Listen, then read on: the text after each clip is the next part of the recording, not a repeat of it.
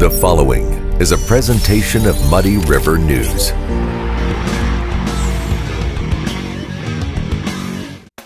What kind of shows will you see on Muddy River Gems each month?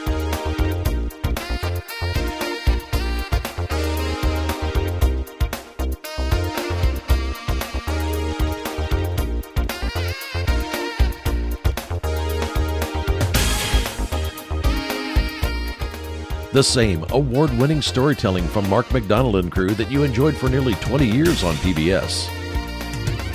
Muddy River Gems with host Mark McDonald. A new episode every month online from Muddy River News.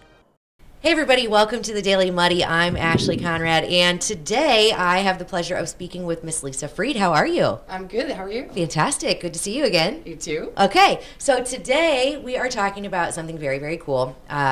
You, of course, today are here speaking on behalf of the American Legion, and you, which I did not know this, your group is responsible for the awesome display of all of those flags at, is it Sunset?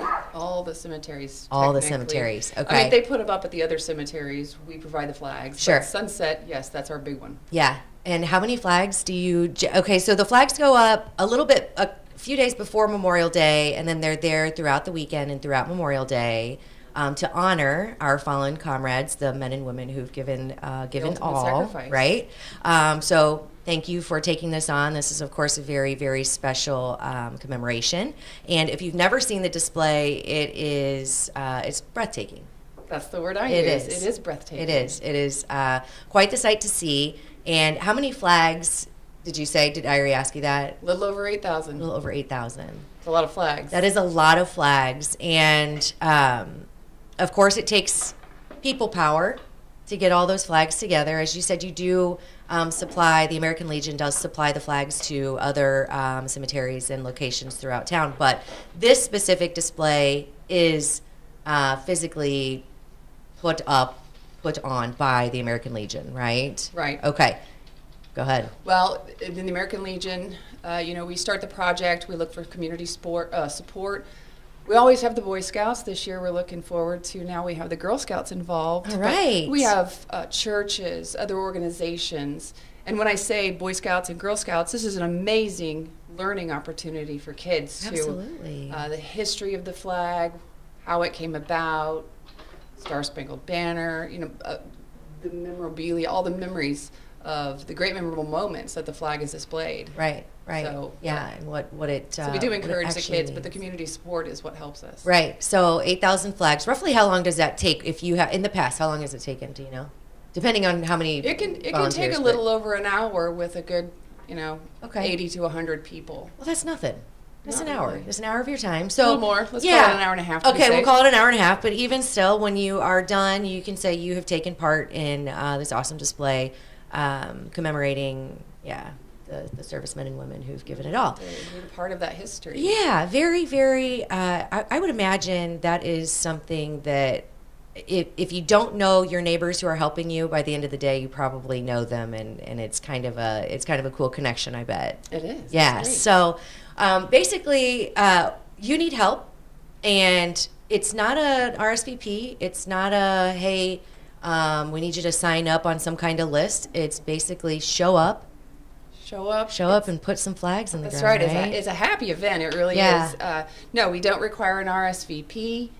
If you have questions, you can reach out to me. We've posted the information. You've posted it with the phone number there to reach me if you have any questions. Okay.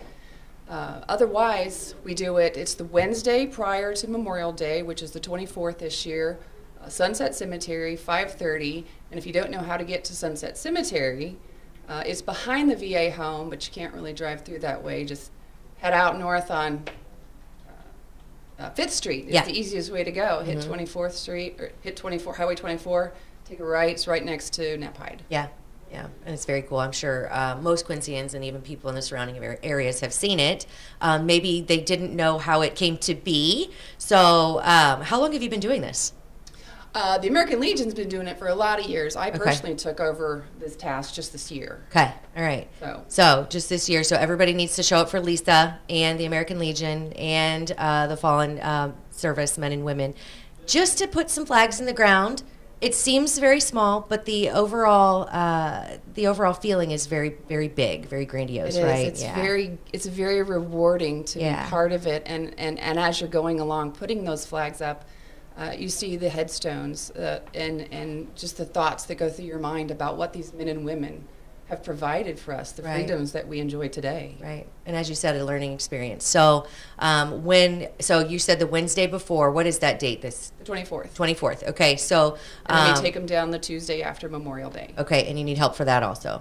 Okay, so there you go. If you are looking for something meaningful to do, reach out to Lisa, reach out to the American Legion, or just show up at Sunset Cemetery on May 24th. That's my oldest daughter's birthday. Maybe I'll take her out and give her some lessons. There you go. Yeah, right. There'll be a lot of us there that can answer some questions, history questions, things about the flag you might not know or remember. Yeah. So just be a part of something really, really cool. Yeah. Well, thank you for coming on and chatting with me. Thank you so much for having us here. And there you go. Show up for Lisa, the American Legion, and fallen servicemen and women. May 24th. And there you go. Sunset Cemetery. Sunset Cemetery. All right. Hope to see you there. Coming up next, Brittany and Ashley and Coffee Talk. The Liquor Booth is your home for a huge selection of beer, wine, and spirits. The Liquor Booth has 2 locations in Quincy, 3520 Broadway and 1500 North 12th Street. The Liquor Booth, where it's always happy hour. A great night's sleep starts at Harvey's Furniture. Check out the large selection of complete bedroom sets. And when it comes to mattresses, we have a full selection from Bemco, Spring Air, and Chatham & Wells. Harvey's Furniture. Our home, your home. Are you looking for the perfect venue for your next special event? Check out Utopia Event Center. Utopia has a large banquet room and an awesome bar area, perfect for anything from birthday parties to formal corporate meetings. It also offers a photo booth, stage for a DJ or a live band, and a fully stocked bar, all for only $300. Check us out at utopiaeventcenter.com or call Barn at 217-430-6559 for more information. Utopia Event Center, 900 North 12th Street in Quincy. Welcome to the Abbey, a Quincy tradition. With 6 big screens, a new larger kitchen, and now more seating capacity, the Abbey is the place to be before, during, and after the big game. Come enjoy fan favorite appetizers, steaks, burgers, and a variety of daily food and drink specials. Can't join us? Carryout is available too. Now with a convenient drive-up window to better serve you. 1736 Spring in Quincy. Opens at 3 p.m. Tuesday through Sunday. Come join all your friends at the Abbey, a Quincy tradition. Instant Replay is your local sports bar. With 18 big screen TVs, we have all the sports packages from college games to pro games. We offer daily drink specials, and come check out the Bullpen, our newly renovated beer garden. Instant Replay, 2739 Chestnut in Quincy. And welcome back. It's time for our favorite segment, Coffee Talk with Britt B and Ash C. What's going on? Not much. How are you? Fantastic. I feel like we have to talk about something interesting that I've seen it a couple times, but driving here today, I noticed it again. And now, after having a couple conversations about this interesting topic, I feel like we just need to talk about it. So I drove by Chaddock, okay, on 24th and whatever that is, close to Maine. And it has, there's a sign up, a banner that says drive-through interviews. Oh. Okay. Okay. So it just kind of got me thinking, and then we had texted a little bit about how the environment of the workforce, interviews, and even pay schedules are changing, and how the entire environment there is different than it was. So I want to start by asking you, what was your first job? Okay, so I think my first job was something with a work permit, where I worked at the Quincy Park District as a park leader. So I started young. Okay. And then right after, like the day after I turned 16, my mom had a job lined up for me. Really? Yes. She's like, you're getting out there. Yes. And I worked in the Blessing Hospital tea room. Interesting. Yeah, so I've been basically a server forever. Yeah, interesting. So I started, I got a job, my friend, her family owned Barron's Restaurant. So that was my favorite. Really? Yes. Yeah, it was a pretty awesome place. But her family owned it, so they actually needed help one day, and I was like, I can help out. And I was 14 at the time. And at that back in the day, you couldn't get a work permit until you were 15, right? I don't know if that's still the same. No, I think it is. Okay. But because there was a family friend, they just let me kind of work and paid me under the table, and they're out of business. They're not in business anymore, so I'm not worried about getting them in trouble. But it was like some of the best days of my life, and I looked forward to getting paid. We got paid, not a lot. I don't remember what minimum wage was back then, $4, $5, something like that. When I started, it was $5.15. Okay. Yeah, so something like that. And then we got paid every 2 weeks, I believe. Yep. Okay. That's per norm, I guess. Yeah. But like you said, it's changing. It is changing. And originally I was like, well, because I also have seen things around town where it's like pay every day or pay every week. Like, or in what instance? So one of them I think was fast food. And it was like, if you work today, you get paid today. And yeah, so I looked at it originally, and this is kind of my spoiledness. Like, why would you do that as a business owner? I feel like you're encouraging someone to come in, make some money, and leave. So you're going to waste the money to train them, right? And then they're going to work that day. You're going to pay them, and they're never going to come back. But I've had conversations since that original thought, and I like to think that I've grown a little bit in my understanding and my perspective. Some people, especially today, they are trying to work, but it's hard to wait the week, 2 weeks for your paycheck because everything is so expensive. Yeah. So if you need childcare or even food to put on the table, if you see that work today, get paid today, and you just need to go in and make some money for tonight's dinner or to keep, gas in your tank or something like that. So I do see. Not only that, though, like if what you're saying is like if it's in places like delivery drivers or fast food. So those are people, generally, I guess, like in the service industry, right? Right. And people like myself, like bartenders and table servers, they get to walk with the money that night. So if you're interested, I guess, in the service industry, why wouldn't you take a job like being a bartender or server? So this is enticing people to maybe have that same perk, mentality, like where you work, you go home that day with some money in your pocket. Yeah. So I think I'm it's difficult for me because I grew up in a time where we were just saying, we started working young. It was the work ethic, the work environment, everything was different. It was just kind of you work, you got paid, and it was almost of course you were working for the employer, but today it almost seems like the worker is more in charge. Like, we interview the company. We get to kind of set the ground rules for what we expect as an employee, because I don't know if it's because work shortage. They can't find people. Yeah. And they're trying to make it more enticing to have good employees come and good employees stay. So I think it is changing, but it is still really hard to attract. I think I can't even imagine how hard it's got to be. Let's say Gabe, okay? So he has multiple places that he's trying to keep fully staffed, and it's damn near impossible anymore. I don't know the reason for that. I would assume it's due to a broken system, and people get to take advantage of a broken system, and there you go. Broke during COVID. Yeah, I remember when I think it was been coming broke for a long time, but now it's just but more. It it's really easier broke during COVID. Right. I remember going back out to eat and saying to Mike, like, everybody. It's never going to be the same. Yeah. Like, everything that you liked about going at a certain place, for the most part, people are like, oh, everything's coming back. It's coming back. It's never going to come back to the way it is because, like you said, the system is broken. Yeah. I guess baby steps, little steps, like you said. This new program, if you will, of pay as you go type thing. Yeah. I think that's in these industries is a good thing. Yeah. Another, I think, thing about the industry is perspective. Right. Like, I know that there are times when we've talked about, like, if I ever got one of those, like, desk 9 to 5, how I would go crazy. Yeah. I guess my thing about perspective is encouraging other younger people, or, not necessarily younger. Yeah. The thought of this service industry is so entertaining. Yeah. Like, I get to go to work every day and it's something different. And I was telling Bob the other day about how my job is, like, at the bar, you know? Yeah. It is the ultimate setup of what makes television go round. Yeah. So the other day I heard a podcast about how TV changed when it turned to reality TV. Yeah.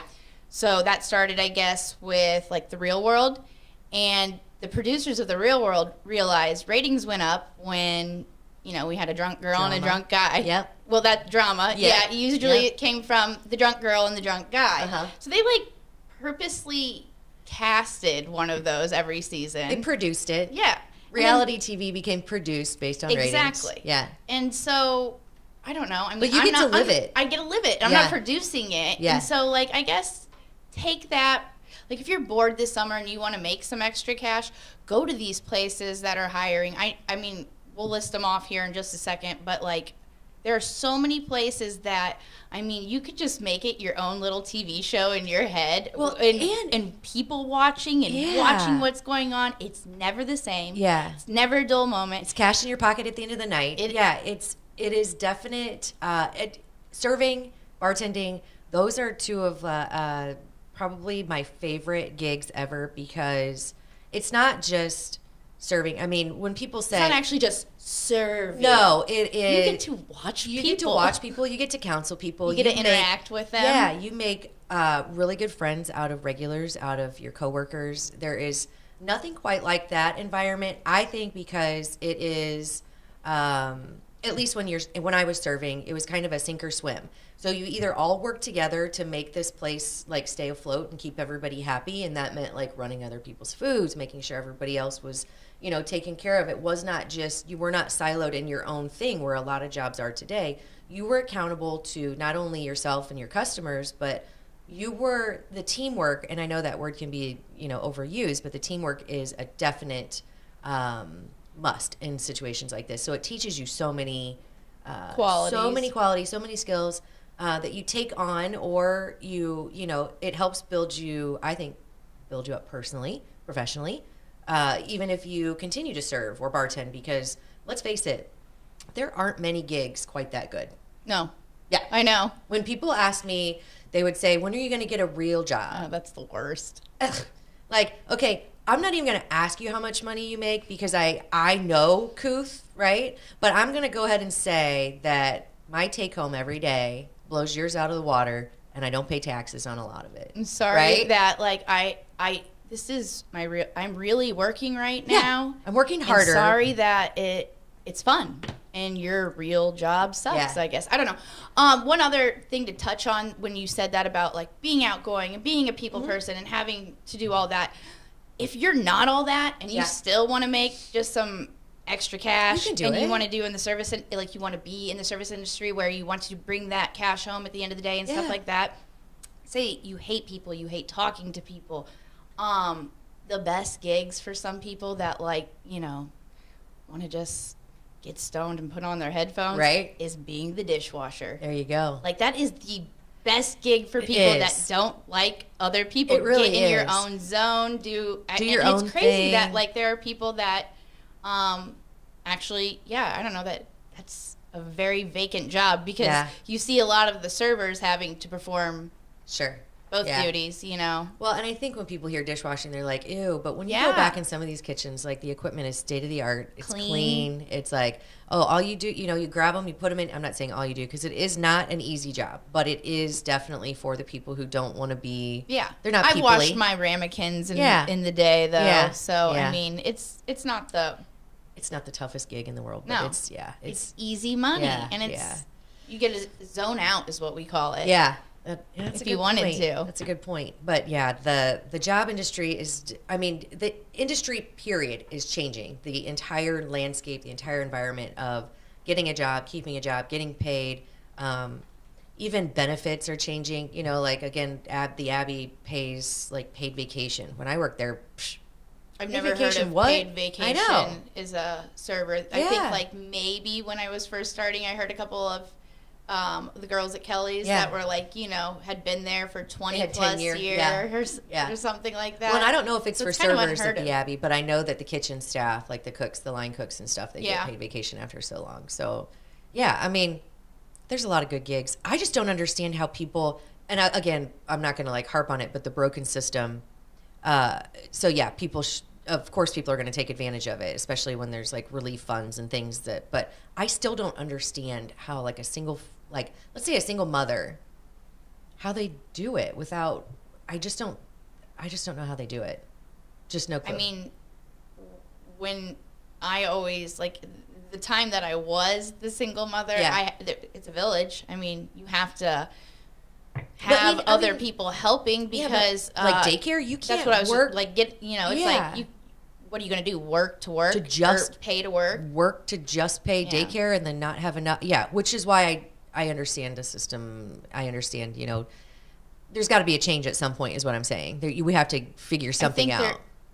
I think there is. Yeah. Maybe it's just from, I don't know. I'm always the whole negative Nancy. You are not negative. Okay, well, I think the change is happening. It's going to happen, and it'll probably be not a comfortable one. Yeah. Yeah. Well, I mean, yeah, I don't know. I think it's all, there's so much stuff that's going on, but yeah. Okay. So, this kind of rolls into the next thing. So that was just it was so interesting to me to see drive-through interviews and pay for a day, because it's just, I don't know, it's just a new way of the world and the gig economy, and there's just so many changes. I'm not saying that it's bad or good. I'm just saying it is interesting, and I enjoy kind of talking about it and get other people's perspectives. So if you have input, of course, write in. We always welcome that. But the other thing, and we kind of touched on this a little bit last week, but there are some buzzwords. Oh, yeah. Right, used now. And these are also really interesting to me. Things that people, mean different things based on your perspective. Yeah. It's all about perspective. Right, 100%. So you were talking about the real world and reality TV, which is not reality anymore. I mean, everything is produced. Everything is scripted for ratings. Who gets to live in a house and not have a job and just be famous for no reason? Yeah, not real. Yeah, I don't know that I would like that anyway. All the drama, which is one of the words, right? That is a word that a lot of people use, I feel like, is a scapegoat. Yeah. I hear people say all the time when we're discussing something or just having a conversation, oh, I don't want to deal with the drama. I'm not in the drama. Save the drama for your mama, llama. Like, no, Joe or whoever schmo I'm talking to, you're not in this drama. Yeah. Like, you are in drama of some sorts. Yeah. If that's the word you want to use, because drama, conversation, gossip, life. You want to pretend like these are all different things when conversation, gossip and conversation, I feel like somewhat are used interchangeably. Yeah. What are we going to talk about? Not other people. We're the community of Quincy, and the very fabric, I feel like, of our community is generally talking about people and what's going on in those people's lives. And so and isn't it human nature to speak about other people? I'm not saying negatively, but it is. It is. And it's crazy to me, I guess this kind of got brought up when I was talking to somebody at the bar. That's my job. And they were the person that said, oh, I don't want to hear that drama or whatever. Well, one, we weren't really talking to you or about you. And two, the reason why you don't want to hear it is because it made you uncomfortable. It was in regards to somebody that has an issue or a problem that probably needs to be addressed. Sure. But no one will address it because it makes, everyone uncomfortable. Hence, bam, it's the word drama. Drama. Well, I think, so this is how I feel about drama, this is kind of how I define it. When someone inserts themselves into someone else's business just for the sake of being involved, for the sake of talking about how they're involved in it. Mm-hmm. I feel like that's drama in my mind. So I do try to steer clear of other people's drama, meaning I steer clear of other people's business because I have my own and I'm not tending too well to some of that sometimes. So I'm like, I'm not even about to tell you how to deal with what you have going on because I'm struggling a little bit over here myself. Yeah. And I've always said, if people are gossiping about me, so here's a question for you. Would you rather be talked about all the time or not at all? I don't know. That's a good one. I say all the time because you're not relevant if you're not being talked about. And do you want to be relevant? Everybody wants to have some that's what I relevance was in gonna this say. world. Some days, yes. Depending on what I'm being talked about. If it's like nasty and negative, then just leave my name out of your mouth, because it doesn't really do any Even good that for doesn't you. bother me It doesn't really sometimes. bother me, but I'm like, yeah, if I could only be talked about bad or not talked about at all, I guess I'm gonna. That's pretty good. You can talk bad. You can talk bad about me if you want, Sure. because that means I'm relevant in your life, and that's probably unfortunate for you because I'm really not that important. But Whatever. yeah, well, no, I mean to anybody I else's like this. life, Yeah. yeah. So Okay, so then I want to be talked about all the time, and you can say whatever you want, and it shouldn't bother you. And here's another thing I like to say: what other people are saying about me is none of my business unless they bring it to my attention. yes. Because save your drama, even if it's about me. Yes. Yeah, because I don't really need to be involved. But it does trigger some people, Yeah, which is another word. That's your word. Yeah, sometimes we just need to say, call a spade a spade. Mm-hmm. When you say someone is triggered, it means it bothers them. And are we really going to stop doing and saying certain things because other people are bothered? I mean, I know there are limitations, but being triggered is, it's just you have a problem with what somebody said or did, right? It's a part of, again, the fabric of conversation. Yeah. Everyone gets Triggered by something. I don't know. I get triggered by cart skanks, but I don't call it that. I'm like, I just hate them. I despise that. Yeah. But that doesn't mean that, oh, beware, Ashley's triggered. Yeah. Like, no, nobody gives a shit if I'm triggered. Kind of like what we were talking about with the, well, it was beforehand, but there was a blood story, and even the word, Yeah. the word to me, Yeah, it's bothersome. that triggers me because it makes me feel all queasy. So no one can say the word blood because I'm triggered. Right. You know, exactly. like Don't say blood, BLOOD. You know Yeah. who gets triggered. Exactly. But so that's another word that I the absolutely sustaining despise. liquid in our body. Don't Right? say it. Don't say it. Somebody might get triggered. Somebody might get bothered. But yeah, that's just a word that I feel like is overused. Another one that I feel like is overused, and people might come at me for this one, trauma. Okay, so I know that people experience trauma. I know that. But a lot of people, especially on social media, are like, oh, did you know that this quality about you today is because you experienced this trauma when you were a kid? It was called my mom, like, bapped me on the back of the head when I wouldn't go outside and do, or like, wouldn't do my chore. Or it's like, did you have a mom who was a narcissist? No, my mom worked her ass off and told me I needed to do things. Yeah. It didn't create trauma in my life. It created who I am today. And now I know that, now I know where she's coming from because I'm a mom and I'm like bapping my kids on the back of the head and telling them to get outside. You know what I mean? So like the trauma of certain things, and this is where kind of there's a line. Some people do experience actual trauma, but I think we desensitize the word and the actions that actually create trauma when we use that word to describe so many different things. It's overused it to the is. point where, it doesn't mean what it meant anymore. Right. And also, when you think of trauma, I don't know. I mean, it's like a hospital unit. Like, yeah, it's something very, very big and important, I feel. Yeah. Right? And it's also, trauma is something that, yes, you do have to cope and you have to cope with and work through. Mm-hmm. Some things you're not working through. You're just learning how to be an adult or learning how to be a parent or, so you're not constantly coping with trauma with your kids. And it's like, just let's call it what it is. Yeah. You're growing, you're experiencing new things, and you're learning to be a different person than you were yesterday. Yeah. You're not coping with trauma all the time. Exactly. And I hate that people rely on that, drama, triggered. It's like, just... lose your crutches. Right? Stop being the victim, for one, because you can't be a victim and a hero in the same story. And I really think that society today is so...